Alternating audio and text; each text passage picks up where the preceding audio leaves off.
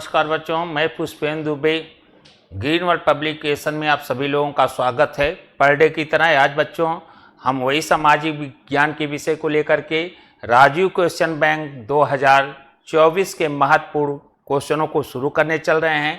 लेकिन शुरू करने के पहले बच्चों चैनल को अपना सब्सक्राइब शेयर करना ना भूलें।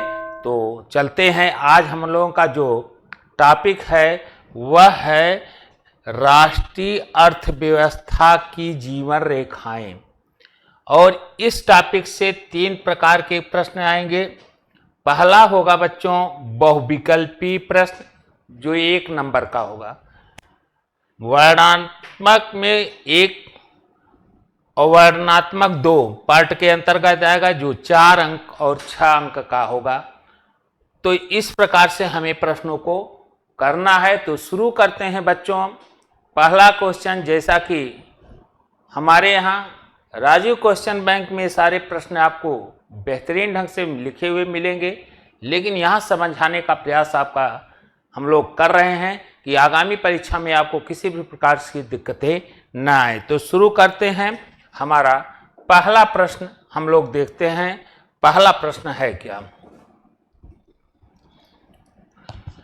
पहला प्रश्न है बच्चों, यातायात का सबसे महंगा साधन कौन सा है? साधन पूछ रहा है कि जो यातायात से संबंधित साधन चल रहे हैं उन साधनों में सबसे महंगा साधन कौन सा है? तो आपको पता ही है कि यातायात में सबसे महंगा साधन कौन है? सड़क, रेल, जल, वायु। तो बच्चों याद रखिएगा, सबसे महंगे की बात यहाँ चल रही है। तो सबसे महंगा साधन हमारा क्या है? सबसे महंगा साधन बच्चों क्या है? वायु परिवहन। कौन सा है? वायु। और सस्ता अगर पहुंचा जाता तो जहां न कुछ नहीं, किसके माध्यम से? जल परिवहन को हम सबसे सस्ता मान लेते। यातायात का सबसे महंगा साधन कौन सा है? सबसे महंगा साधन अगर देखा जाए तो वायु का है। और सबसे सस्ता साधन की बात किया जाए तो बच्चों क्या है? सबसे सस्ता जल परिवहन से संबंधित है। शुरू करते हैं अगले प्रश्न। निम्नलिखित में से किस वस्तु का भारत से निर्यात नहीं किया जाता? यहां दिए गए वस्तु हैं, इसमें आपको यह बताना है कि भारत इसमें कौन सा है वस्तु जिसका निर्यात नहीं करता। तो किसका निर्यात नहीं करता? रत्न व जवाहरात का आज से बहुत दिनों निर्यात चलता है। चाय, जूट का भी करता है। रसायन और संबंधित उत्पाद, रसायन से संबंधित उत्पाद में भी भारत का निर्यात होता है। लेकिन यहां याद रखिएगा, कोयले का भारत के द्वारा निर्यात नहीं किया जाता। किसका? कोयले का भारत के द्वारा बच्चों निर्यात नहीं किया जाता। अगले प्रश्न को देखा जाए।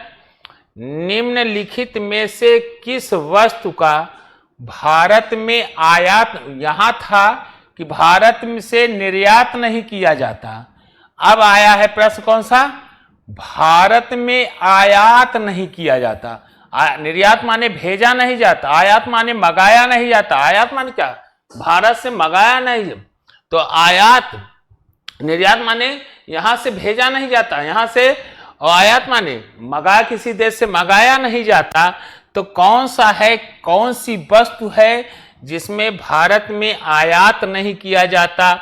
पेट्रोलियम उत्पाद, कोयला, मशीनरी, वनस्पति तेल, मैग्नीज। तो कौन सा है बच्चों? मैग्नीज। मैग्नीज का भारत में आयात नहीं किया जाता। किसका आयात नहीं किया जाता? मैग्नीज का भारत में आयात नहीं किया जाता। और यहां क्या था? निर्यात नहीं किया जाता। निर्यात नहीं किया जाता किसका? कोयले का। और आयात नहीं किया जाता किसका? मैग्नीज का। अगले प्रश्न पर देखें। भारतीय रेल परिवहन को कितने रेल प्रखंडों में विभाजित किया गया था? इसके कितने रेल प्रखंड हैं, मुख्यालय हैं, जिसमें इसको क्या किया गया बच्चों? विभाजित किया गया है। तो कितने रेल प्रखंड हैं? 9 रेल प्रखंड, 17 रेल प्रखंड। तो याद रखिएगा, भारतीय रेल परिवहन को 17 रेल प्रखंडों में विभाजित किया गया। कितने? 17 रेल प्रखंडों में विभाजित किया गया है। तो चलें बच्चों अगले प्रश्नों पर। अगला प्रश्न हमारा क्या है, इस पर नजर रखिए। अगला प्रश्न है, भारतीय डाक संचार तंत्र में पहली श्रेणी की डाक निम्नलिखित में से किसे माना जाता है? पहली श्रेणी का डाक, विकल्प दिए गए हैं, इसमें यह बताना है कि पहली श्रेणी का डाक निम्नलिखित में से किसे माना जाता है। पहले किसमें डाक की शुरुआत होती, किस श्रेणी में से रखा जाता? तो पहली श्रेणी का डाक माना जाता है कार्ड और लिफाफे। क्या माना जाए? रजिस्टर्ड पैकेट, पुस्तकें, रजिस्टर अखबार नहीं, कार्ड व लिफाफे क्या माने जाते हैं? कार्ड और लिफाफे भारतीय डाक संचार में पहली श्रेणी के डाक माने जाते हैं। भारत का सबसे लंबा राष्ट्रीय राजमार्ग कौन सा है? सबसे लंबा राष्ट्रीय राजमार्ग कौन सा है, यह प्रश्न बताना है। तो सब भारत का सबसे लंबा राष्ट्रीय राजमार्ग बच्चों है राष्ट्रीय राजमार्ग संख्या 7। कौन सा है? राष्ट्रीय राजमार्ग संख्या 7 को सबसे लंबा राजमार्ग माना जाता है। अगला है, यातायात का सबसे सस्ता साधन कौन है? अभी यह प्रश्न था, पहला प्रश्न था कि यातायात का सबसे महंगा साधन कौन था, तो प्रश्न था वायुमार्ग। अब पूछ रहा है कि यातायात का सबसे सस्ता साधन कौन सा है, तो कौन सा है? वहां भी यह चर्चा कर दिया गया था, जल मार्ग। यातायात का सबसे सस्ता साधन बच्चों कौन सा है? जल मार्ग। मुंबई बंदरगाह के समीप कौन से बंदरगाह को विकसित किया गया? मुंबई बंदरगाह के समीप कौन सा बंदरगाह विकसित किया गया? इसमें बंदरगाह दिए गए हैं, ये सब बंदरगाह है बच्चों। इसमें कौन सा बंदरगाह है जिसे बंबई के समीप क्या किया गया? विकसित किया गया है। वह है बच्चों कांधला, जवाहर, वह है आपका कौन सा? जवाहरलाल नेहरू पत्तन, जिसे विकसित किया गया है कहां? मुंबई बंदरगाह के समीप। कौन सा पत्तन? जवाहरलाल नेहरू पत्तन को विकसित किया गया है। चलें अगले प्रश्नों पर हम लोग चलते हैं। अगला प्रश्न हमारा क्या है, देखा जाए यहां।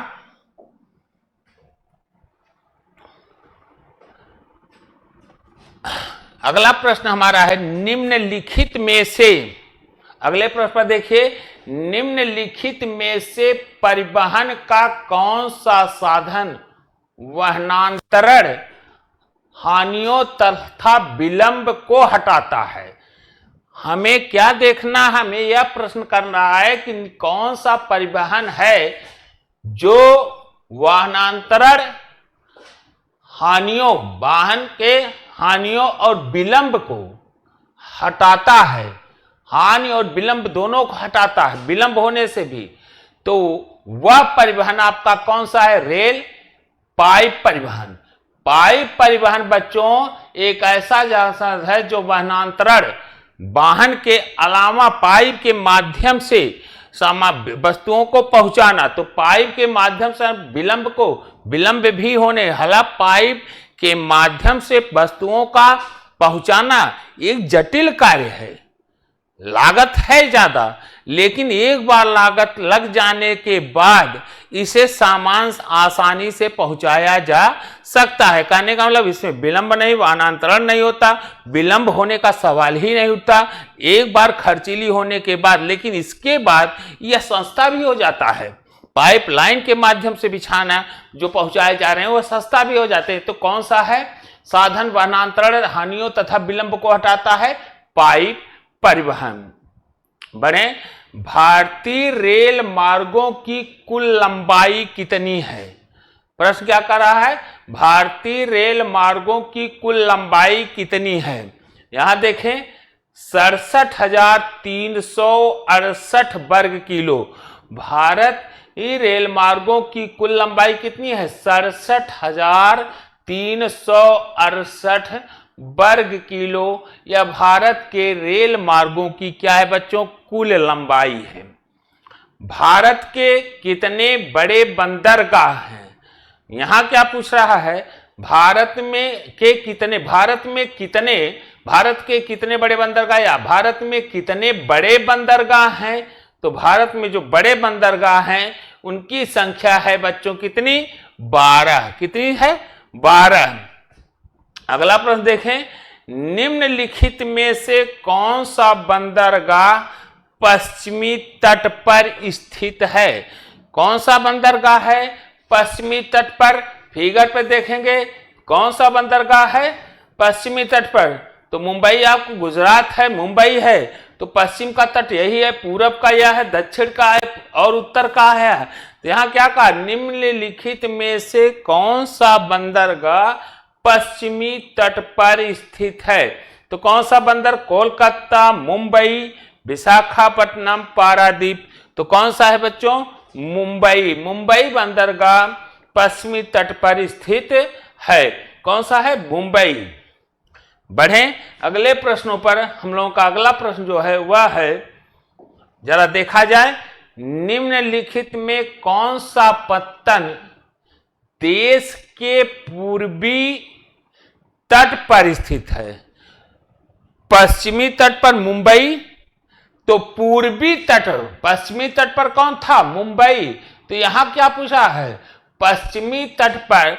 यहां देखें निम्नलिखित में कौन सा पत्तन या बंदरगाह देश के पूर्वी तट पर।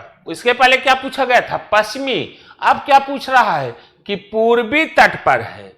तो पूर्वी तट पर कांडला नहीं, कोची नहीं, मुंबई। तो क्या है? विशाखापट्टनम। क्या है बच्चों? विशाखापट्टनम हमारा क्या है? पूर्वी तट का। तो पश्चिमी तट का याद है? पश्चिमी तट का क्या था? पश्चिमी तट का आपका था मुंबई, तो पूर्वी तट का विशाखापट्टनम। पश्चिमी रेलवे का मुख्यालय स्थित है। पश्चिमी रेलवे का मुख्यालय कहाँ स्थित है? तो पश्चिमी रेलवे का मुख्यालय बच्चों कहाँ है? मुंबई में। पश्चिमी रेलवे का मुख्यालय हमारा कहाँ है? मुंबई में। जरा यहां देखें, भारत में वायु परिवहन का राष्ट्रीयकरण कब किया गया? भारत में वायु परिवहन का राष्ट्रीयकरण कब किया गया? तो भारत में वायु परिवहन का राष्ट्रीयकरण किया गया 1953 में। कब किया गया?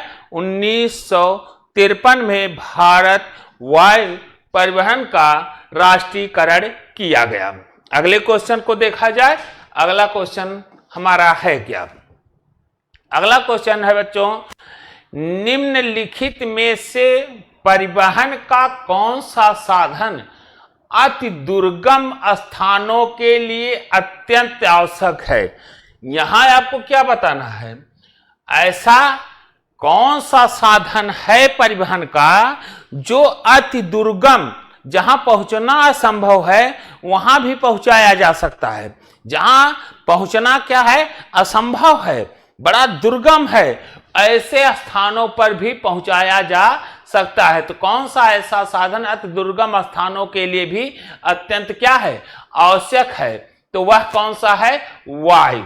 वायु परिवहन दुर्गम से दुर्गम पहाड़ियों पर हो, चाहे जहां अति दुर्गम स्थानों पर जहां पहुंचना असंभव है वहां भी पहुंचाता है। कौन? हमारा वायु परिवहन। आगे बढ़ें। भारत का अधिकांश विदेशी व्यापार होता है।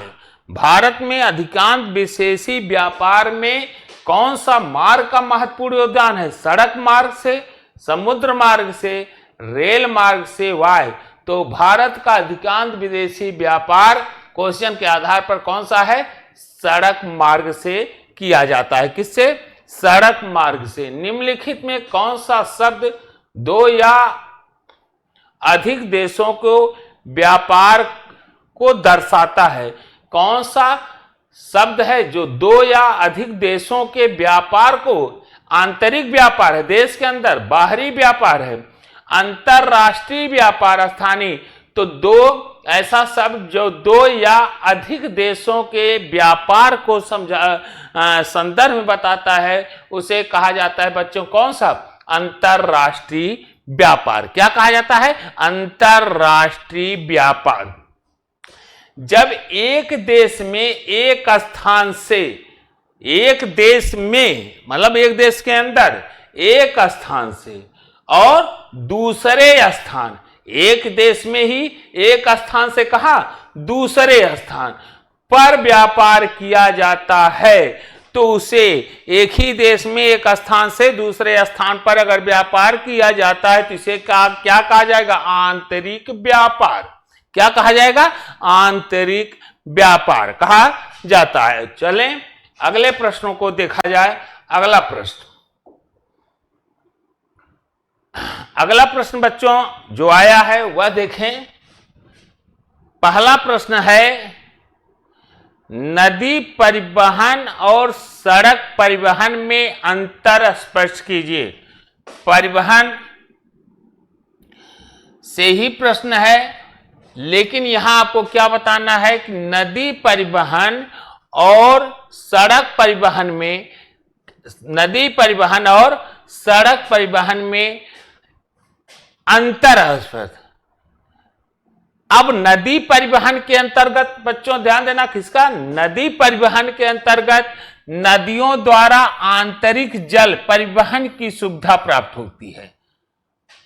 नदियों द्वारा आंतरिक जल परिवहन की सुविधा प्राप्त होती है और सड़क परिवहन द्वारा माल स्थल मार्ग द्वारा एक स्थान से दूसरे स्थान ले जाया जाता है। सड़कें क्या होती? पक्की, कच्ची, दो प्रकार की होती हैं। ग्रामीण क्षेत्रों में जहां कच्ची मिलती है वहीं शहरी क्षेत्रों में कहा जाए तो पक्की सड़कें ज्यादा मिलती, ग्रामीण क्षेत्रों में कच्ची सड़कों का अधिक महत्व है। पहला यहां था नदी परिवहन, आंतरिक जल जो है वहां से ही यह सुविधा मिल सकती है, जबकि सड़क स्थल मार्ग का एक प्रमुख साधन है जो एक स्थान से कहां दूसरे स्थान पर वस्तुओं को ले जाया जाता है। यह स्थलीय मार्ग दो रूपों में है। ग्रामीण की तरफ कच्चे मार्ग दिखते मिलते ही रहते हैं और शहरों में शहरी पक्की मार्ग मिल रहे हैं। ग्रामीण क्षेत्रों में कच्ची सड़कों का अधिक महत्व है। दूसरा है नदी परिवहन धीमा तथा सस्ता साधन है।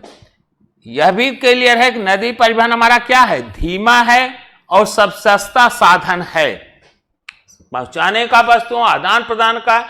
धीमा लेकिन किंतु क्या है? सस्ता। जबकि सड़क परिवहन अधिक तीव्रगामी और अधिक खर्चीला साधन है।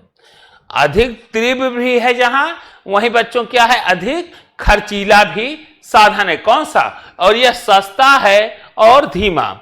नदी परिवहन के रख रखाव में कोई खर्च नहीं करना पड़ता, केवल नदियों के बालू निकालने में थोड़ा खर्च आता है।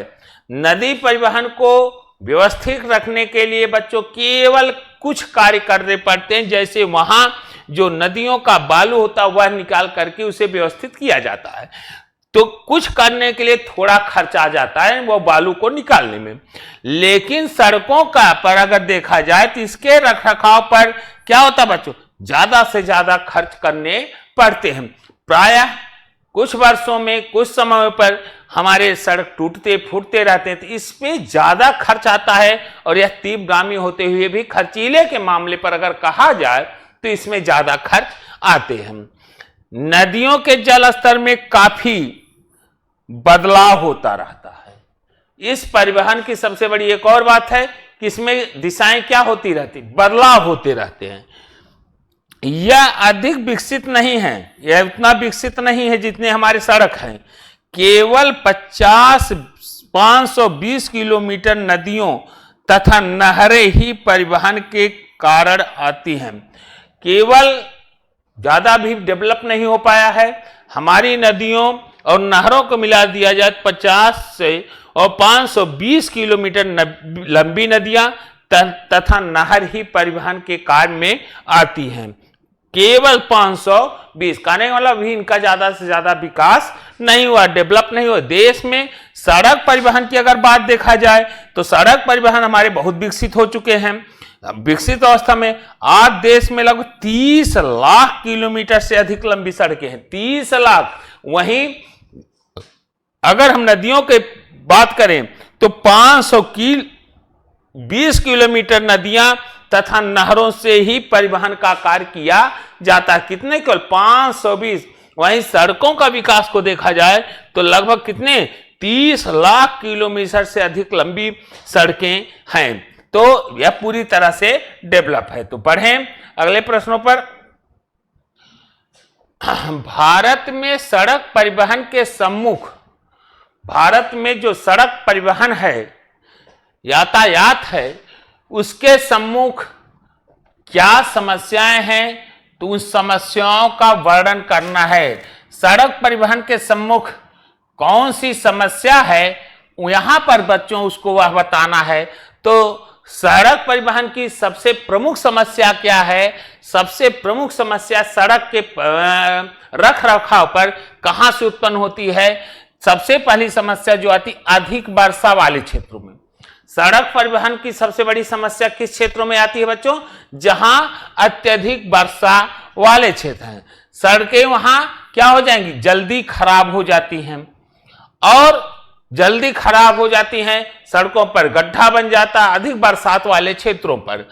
और भारत की अधिकांश पक्की सड़कें क्या हैं? सकरी हैं। दूसरी यहां जो समस्या है वो भारत की अधिकांश पक्की जो सड़क है बच्चों, वह किस रूप में है? सकरी है। कैसी है? सकरी है।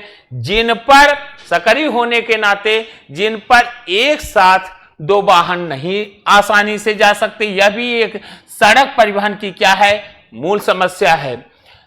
और यहां यात्रियों की अधिक संख्या, हमारे यहां भारत में यात्रियों की संख्या अधिक और माल ढुलाई की अधिक मात्रा को देखते हुए भारत में सड़क जाल अपेक्षाकृत कम है।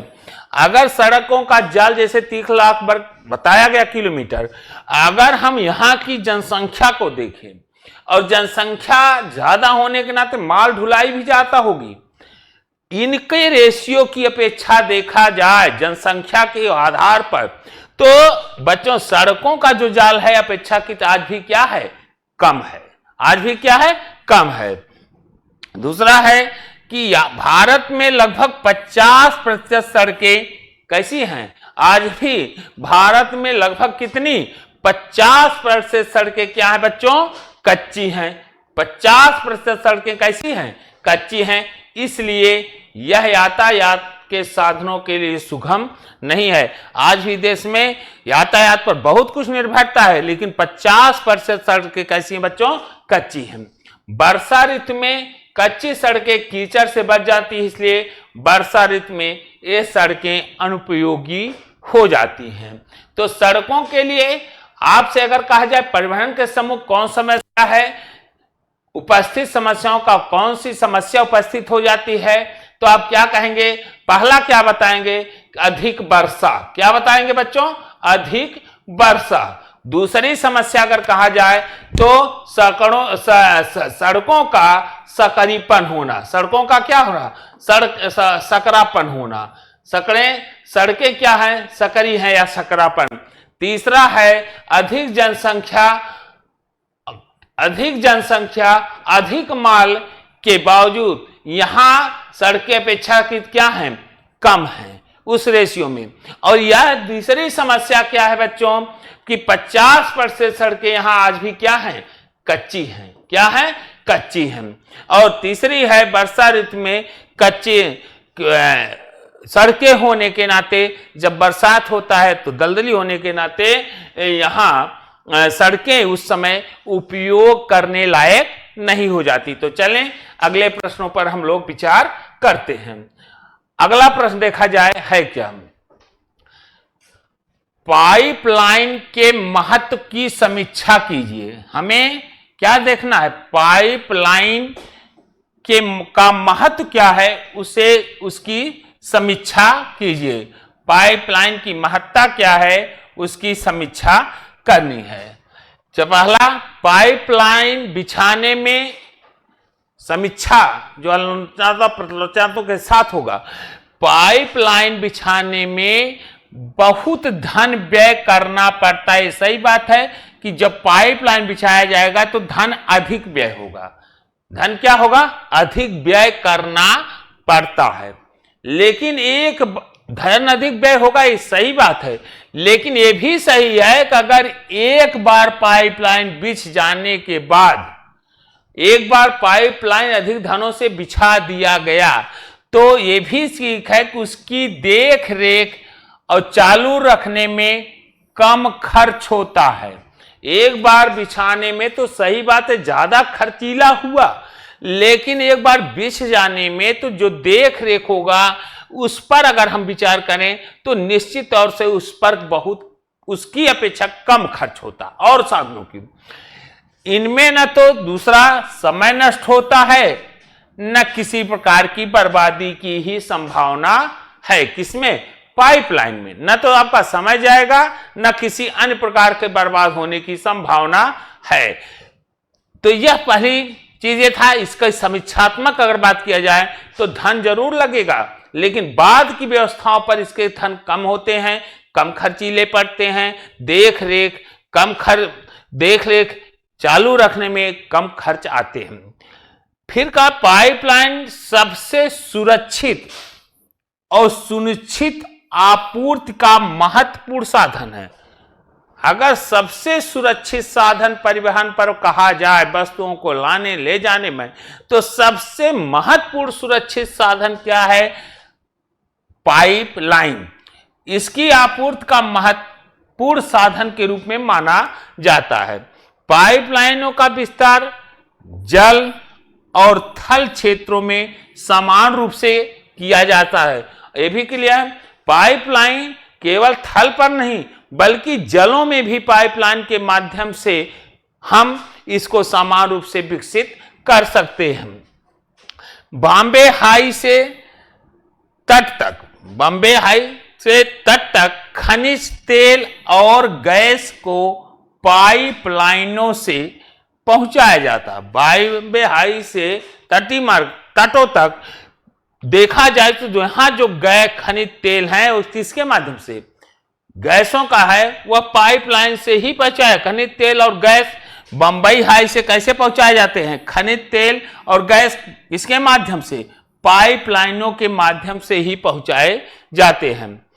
खनिज तेल और प्राकृतिक गैस को उत्पादन क्षेत्रों में तक ले जाने में, वहां से उसे उपभोक्ता तक पहुंचाने में पाइपलाइन के परिवहन से बड़ी सुविधा हो गई है।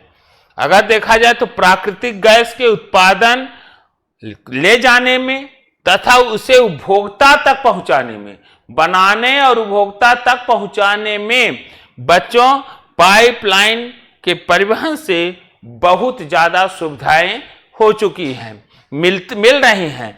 पाइपलाइन से अनर्गल किसी प्रकार से रख रखाव की कोई जरूरत नहीं पड़ती। तो चलें अगले लाइन पर। अगला प्रश्न हमारा छठा, भारत में जनसंचार के माध्यम के रूप में रेडियो और टेलीविजन, किसमें, रेडियो और टेलीविजन में, रेडियो और टेलीविजन की महत्ता पर प्रकाश डालिए। रेडियो और टेलीविजन की महत्ता पर क्या महत्वपूर्ण है, इनकी महत्ता पर प्रकाश डालिए। तो यहां ध्यान दीजिए, टेलीविजन और किस पर, रेडियो पर। तो दूरदर्शन के माध्यमों से बच्चों क्या होता है, दूरदर्शन के माध्यम से क्या किया जाता है, कार्यक्रमों को सुन और देख सकते हैं। टेलीविजन के माध्यम से कार्यक्रमों को हम क्या करते हैं, सुनते भी हैं और देखते भी हैं। रंगीन दूरदर्शन से कार्यक्रम वहां भी देखे और सुन जाएंगे, लेकिन यह कार्यक्रम अधिक आकर्षण बन जाते हैं। क्या हो जाते हैं? अधिक आकर्षण बन गए हैं। दूसरा, लोगों के मस्तिष्क पर इसका खासा असर पड़ रहा है। देखा और सुना दोनों जा रहा है। रंगीन टेलीविजन पर इसका आकर्षण और भी अच्छा हो गया है। इनके द्वारा आंखों से विभिन्न गतिविधियां होती देखी जाती हैं। सरकार तथा अन्य किसी संस्था के विषय में हमें पूरी जानकारी मिलती है। किसके माध्यम से? टेलीविजन के माध्यम से। रही बात रेडियो, रेडियो द्वारा हमें समाचार, संवाद, खेलों का विवरण, संगीत, विज्ञापन, आवश्यक जानकारी आसानी से सुन सकते हैं। देख नहीं सकते, केवल क्या कर सकते हैं? सुन सकते हैं। यह संचार का सबसे सस्ता साधन है। रेडियो हमारा क्या है? संचार तंत्र से मिलने वाली सूचनाओं का सबसे, अगर देखा जाए, सस्ता साधन तो रेडियो है। और यह सस्ता साधन होने के नाते बच्चों कहां? जन जन तक सुलभ है, प्रत्येक लोगों के पास सुलभ है। इसका विस्तार देश के कोने कोने तक है। जनता के विचारों को बदलने में यह अहम भूमिका भी निभाती है। तो यह हमारे यहां किसका? रेडियो और दूरदर्शन पर समान रूप से क्या किया गया? प्रकाश डाला गया है प्रश्न के आधार पर। तो चलें अगले प्रश्न को देखा जाए। अगला प्रश्न है, वर्तमान युग में यातायात के साधनों का महत्व बताइए। वर्तमान युग में यातायात के साधनों का महत्व बताइए। अगला प्रश्न पर देखें। अगला प्रश्न हमारा क्या है? अगला प्रश्न हमारा है, पूरा नहीं, अगला प्रश्न हमारा जो दिया गया वो यह है, वायु परिवहन का महत्व बताएं। भारत की कुछ प्रमुख एयरलाइंस के नाम बताइए। भारत की प्रमुख एयरलाइंस के नाम आपको बताना है। पहला चीज, परिवहन का महत्व, जैसे अभी आपने किसका बताया?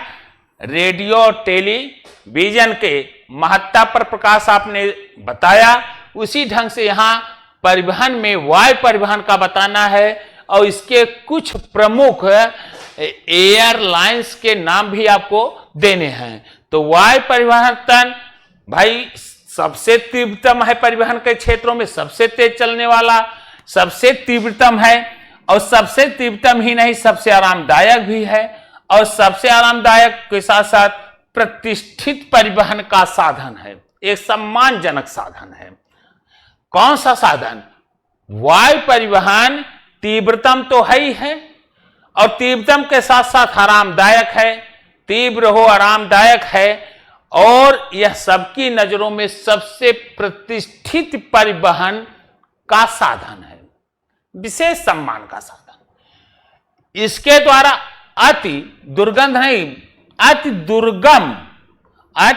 दुर्गम स्थानों, जैसे दुर्गम स्थान यही हैं, कौन कौन से? ऊंचे पर्वत, मरुस्थलों, घने जंगलों, लंबी समुद्री रास्तों को सुगमता से पार किया जा सकता है। दुर्गम स्थल यही हैं। कौन कौन से? ऊंचे पर्वत, मरुस्थल, घने जंगल, लंबे समुद्री रास्ते सुगमता से इस परिवहन के द्वारा पार पाया जा सकता है, अर्थात वहां पहुंचा जा सकता है। 1953 में पहली बार बच्चों वायु परिवहन का क्या किया गया? राष्ट्रीयकरण किया गया। राष्ट्रीयकरण वायु परिवहन का कब हुआ यह बताना पड़ेगा। कब राष्ट्रीयकरण किया गया? और इंडियन एयरलाइंस, क्या नाम? इंडियन एयरलाइन तथा कई निजी एयरलाइंस घरेलू विमान सेवाएं उपलब्ध कराती हैं। इंडियन एयरलाइंस तथा कई निजी एयरलाइंस घरेलू विमान सेवाएं उपलब्ध कराती है। एयर इंडिया अंतरराष्ट्रीय वायु सेवाएं, एयर इंडिया जो है वह कैसा है? एयर इंडिया अंतरराष्ट्रीय वायु सेवाएं प्रदान करती है।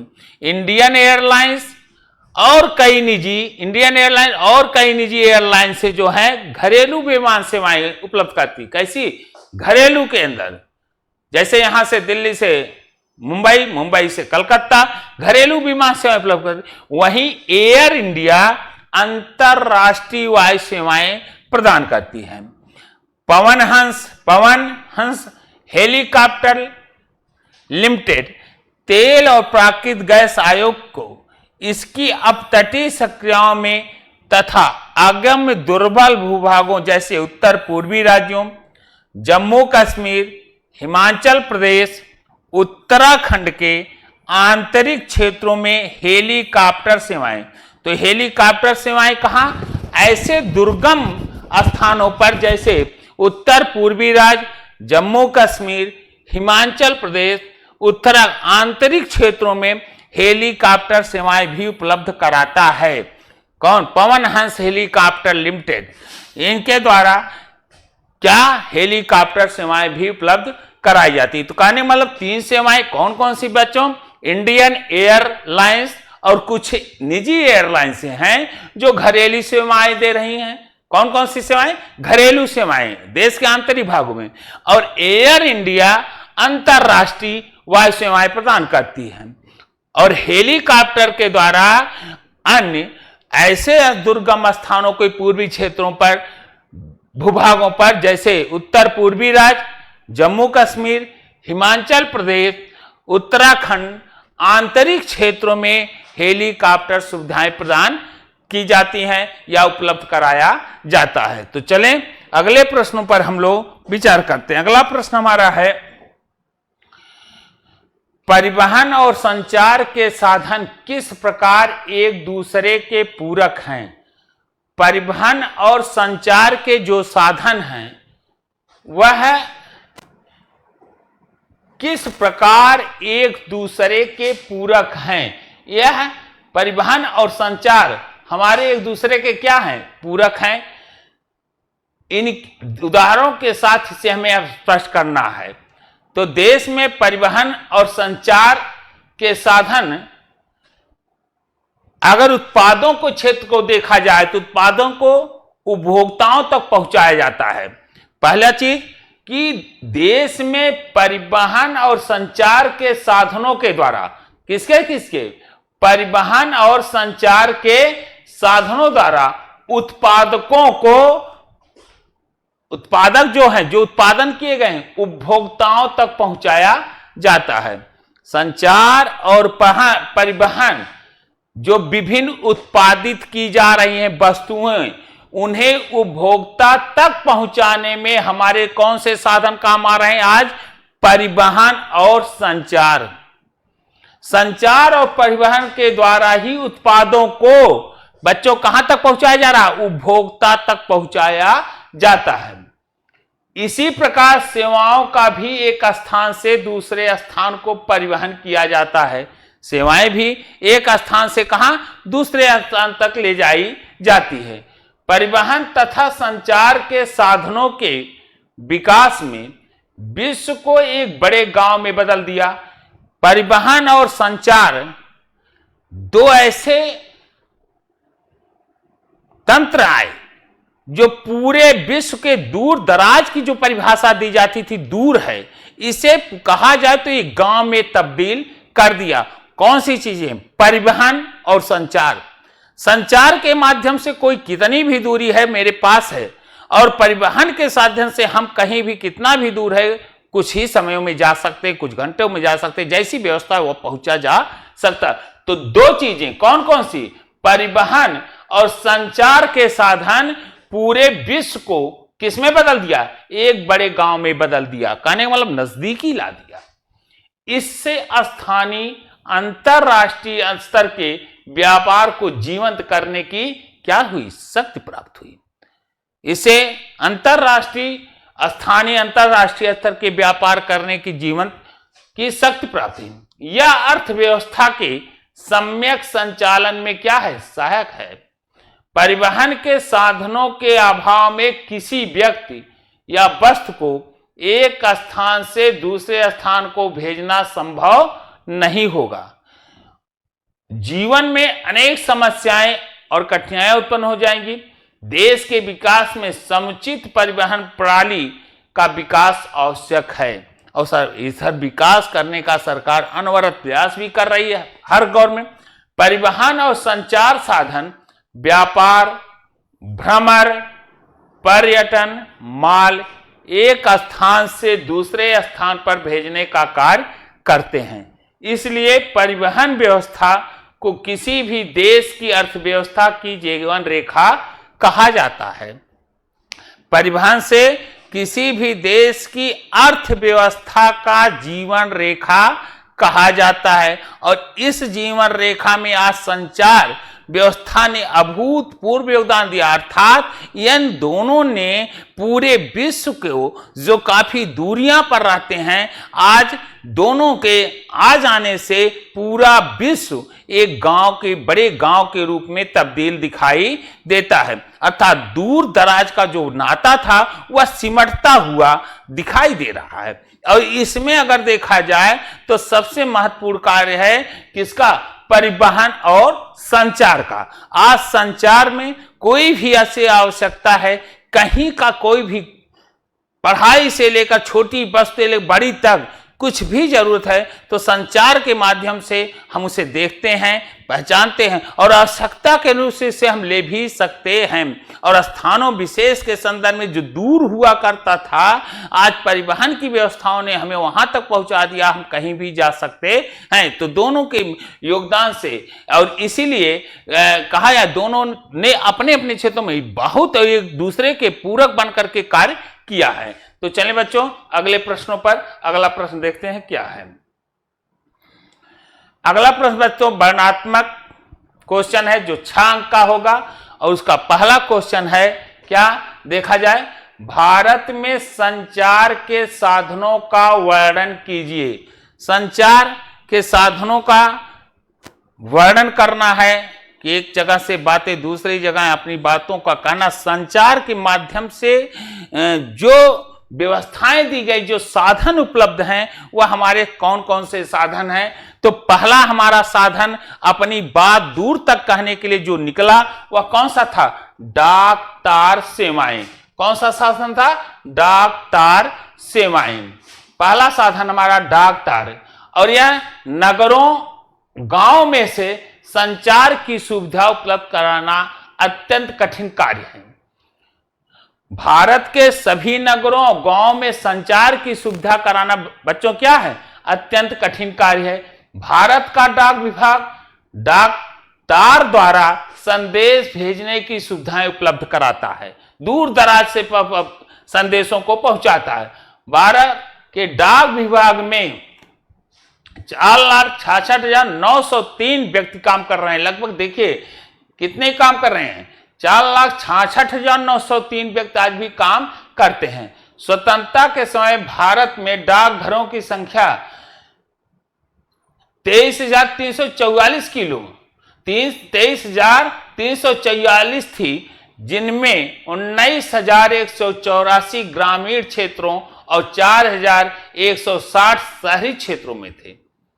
जबकि 31 मार्च 2011 तक देश में देखा जाए तो इनकी संख्या 1,54,866 डाकघर थे, जिसमें 1,39,040 ग्रामीण क्षेत्रों में, जबकि 15,826 शहरी इलाकों में।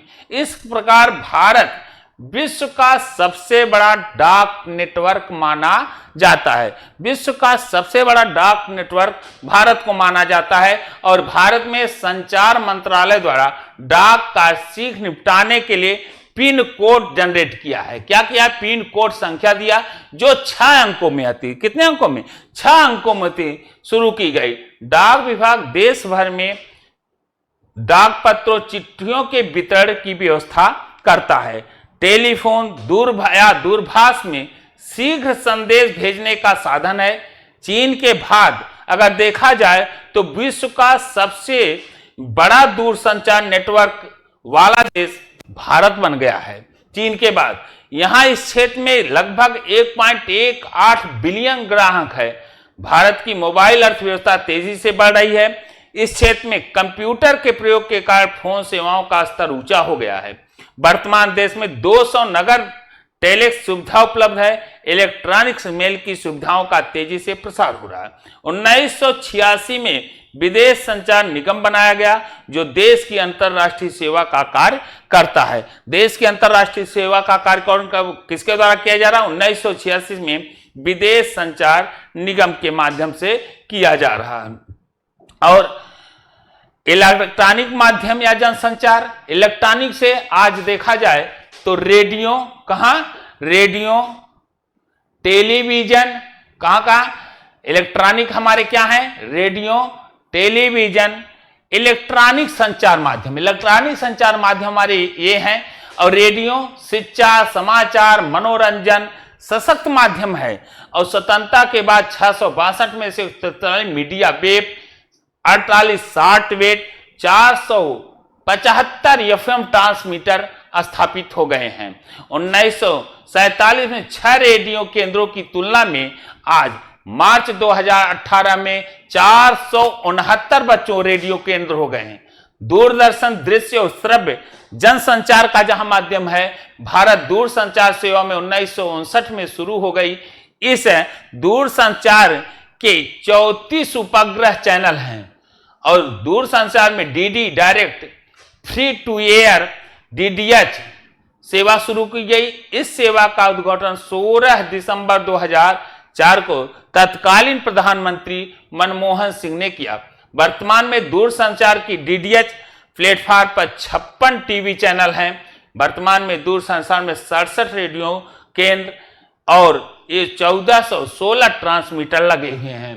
तो इलेक्ट्रॉनिक माध्यम और जनसंचार के माध्यम से अगर हम देखा जाए तो यह केवल मनोरंजन तक ही नहीं बल्कि शिक्षा, स्वास्थ्य, अनेक प्रकार के कार्यों में संलिग्न है जो हमारे जीवन को, मानव जीवन को प्रभावित करने में सक्षम हो रहे हैं। इलेक्ट्रॉनिक माध्यम और जनसंचार सेवाएं। मुद्रण माध्यम, मुद्रण में समाचार पत्र, अन्य पत्रिकाएं जो दैनिक, साप्ताहिक, पाक्षिक, मतलब अर्धमासिक, मासिक रूप से प्रकाशित की जाती हैं, प्रमुख मुद्रण माध्यम है।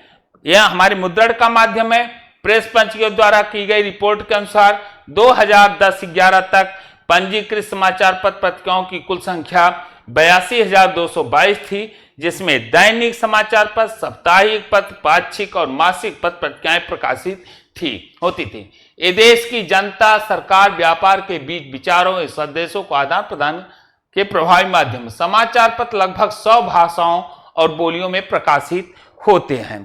कितने? 100 बोलियों में बच्चों प्रकाशित होते रहते हैं। तो अगला प्रश्न पर हम लोग देखें। अगला प्रश्न हमारा क्या है? भारत के विभिन्न प्रकार की सड़कों का वर्णन कीजिए। निम्नलिखित प्रत्येक वर्णन लगभग 40 शब्द के हों। स्वर्णिम चतुर्भुज महामार्ग, राष्ट्रीय राजमार्ग, स्वर्णिम चतुर्भुज मार्ग, राष्ट्रीय राजमार्ग और राजमार्ग, इन पर हमें 40 शब्दों में वर्णन करना है। तो राष्ट्रीय राजमार्ग, राष्ट्रीय महत्व की ये सड़कें, नाम से ही क्लियर है राष्ट्रीय राजमार्ग। तो राष्ट्रीय राजमार्ग एक राज्य से कहां तक? दूसरे राज्य होकर जाती हैं। राष्ट्रीय राजमार्ग कहां से? एक राज्य से, जैसे बंगाल से उड़ीसा या महाराष्ट्र से दिल्ली, एक राज्य से दूसरे राज्य से होकर जाती हैं और देश की सीमाओं को आपस में मिलाती हैं। इन सड़कों का निर्माण का देखभाल, मरम्मत आदि का दायित्व केंद्रीय सरकार का है। राष्ट्रीय राजमार्गों का जो एक राज्य से दूसरे राज्यों को मिलाती है, इनका देखभाल पूरी तरह से इनका दायित्व किसका है? केंद्रीय सरकार का है। भारत के प्रमुख राजमार्गों में grand trunk road, Mughal road, कौन कौन से road? Grand trunk road, Mughal road, Agra Mumbai मार्ग आदि हैं। ये हमारे क्या है? राष्ट्रीय राजमार्ग। इनकी देखरेख कौन करता है? भारत सरकार, केंद्रीय सरकार। राष्ट्रीय राजमार्गों को अब उनके नंबर से जाना जाता है। हमारे यहां राष्ट्रीय राजमार्गों को कैसे जाना था? उनके नंबरों से जाना जाता है। ग्रांड ट्रंक रोड नहीं, मुगल रोड नहीं, बल्कि उनको अब नंबर से आप जान सकते हैं। जैसे राष्ट्रीय महामार्गों की कुल लंबाई 1,32,499 किलोमीटर है। राष्ट्रीय राजमार्गों की कुल लंबाई 1,32,499 किलोमीटर है और तीव्रगामी परिवहन की आवश्यकता पूर्ति करने के लिए एक्सप्रेस राष्ट्रीय राजमार्गों के निर्माण की योजना बनाई गई। बहुत तेज चलने वाले परिवहनों के लिए अब क्या बनाया जा रहा है? एक्सप्रेस राष्ट्रीय राजमार्गों का निर्माण की योजना बनाई गई। इस दिशा में काफी कार्य आरंभ हो चुका। ये राजमार्ग 4 से 6 लेन वाले हैं। एक्सप्रेस राजमार्गों का विवरण इस प्रकार है। 4 से 6 लेन वाले हैं जिसे हम क्या कहेंगे? एक्सप्रेस राष्ट्रीय राजमार्ग। इन एक्सप्रेस राष्ट्रीय राजमार्गों का विवरण निम्नवत प्रकार से है। जैसे स्वर्णिम चतुष्कोण। स्वर्णिम चतुष्कोण यह एक्सप्रेस महामार्ग मुंबई, चेन्नई, कोलकाता, दिल्ली को मिलाएगा। स्वर्णिम चतुष्कोण क्या है? यह एक ऐसा एक्सप्रेस मार्ग है जो मुंबई, चेन्नई, कोलकाता और दिल्ली को मिलाएगा और इसकी कुल लंबाई बच्चों कितनी? 5,846 किलोमीटर होगी। किसकी? स्वर्णिम चतुष्कोण अर्थात एक्सप्रेस महामार्ग जो मुंबई, चेन्नई, कोलकाता, दिल्ली को मिलाएगी। इनकी लंबाई 5,846 किलोमीटर। गलियारे के उत्तर दक्षिणी गलियारा, उत्तर ऊपर, उत्तर नीचे दक्षिण, उत्तर दक्षिण गलियारा। यह सड़क राजमार्ग कहां? श्रीनगर को कन्याकुमारी से मिलाएगा। उत्तर दक्षिण का गलियारा जिसे कहा जाता है, इसका कार्य क्या है? यह श्रीनगर और कन्याकुमारी, दक्षिण में कन्याकुमारी को मिलाएगा। पूरब पश्चिम गलियारा, पूरब पश्चिम गलियारा ऐसा राष्ट्रीय राजमार्ग है जो सिलचर असम से पोरबंदर अर्थात गुजरात को मिलाएगा। सिलचर असम से पोरबंदर कहां मिला रहा है? गुजरात को मिलाएगा। इन दोनों गलियारों की लंबाई 7300 किलोमीटर है। तो पूर्व पश्चिम गलियारा कितने किलोमीटर? 7300 किलोमीटर होगी। स्वर्णिम चतुष्कोण और गलियारे को 10 प्रमुख समुद्र पत्तनों से जोड़ने वाले एक्सप्रेस राष्ट्रीय राजमार्ग। यह राजमार्ग अगर देखा जाए समुद्री पत्तनों से जोड़ जा रहा है। कांडला, जवाहरलाल नेहरू पत्तन, मुर्मुगांव, तूतीकोरिन, चेन्नई, इंदौर, विशाखापट्टनम, पारादीप, हल्दिया, कोलकाता को आपस में जोड़ेगा। इनकी भी लंबाई 363 किलोमीटर होगी जो स्वर्णिम चतुष्कोण और गलियारे के 10 प्रमुख समुद्र पत्तनों को जोड़ने से एक्सप्रेस राष्ट्रीय राजमार्ग बनाए जाएंगे।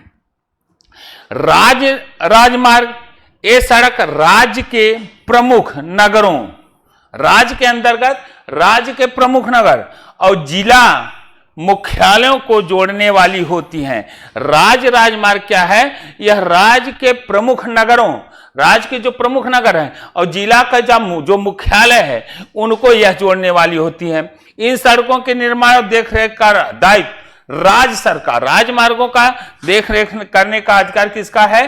राज्य सरकारों को होता है। किसका होता है? राज्य सरकारों को दिया गया है, इनके द्वारा राज्य सरकारों का इस पर रहता है। जबकि जिले और गांव की सड़कें, जिले की सड़कें विभिन्न तहसीलों, जिले की सड़कें विभिन्न तहसीलों, जिले की जो तहसील और कस्बों को जोड़ती है। जिले और गांव की जो सड़कें हैं तहसील और किसको जोड़ती है? कस्बे का। इनके निर्माण व देखरेख जिला बोर्ड करता है। जिला और तहसीलों की सड़कों का जो देखरेख होगा किया जाता है वह जिला बोर्ड द्वारा किया जाता है। किसके द्वारा? जिला बोर्ड करता है। गांव की कच्ची सड़कों का निर्माण ग्राम पंचायत, जिला प्रशासन के आर्थिक सहयोग से होता है। गांव की कच्ची सड़कों का निर्माण ग्राम पंचायत और जिला प्रशासन के आर्थिक सहयोग से होता है। गांव को जोड़ने वाली पक्की सड़कों के निर्माण का दायित्व जिला प्रशासन का। पक्की सड़कों को जोड़ने का दायित्व किसका है? जिला प्रशासन। सीमावर्ती सड़कें, देश की सीमा विस्तृत है, सीमा की रक्षा का दायित्व प्रत्येक नागरिक। सीमावर्ती जो सड़कें, भारत सरकार की जो सीमावर्ती के सड़कें हैं उन पर उसकी रक्षा का दायित्व नागरिक और सरकार पर है, दोनों पर है।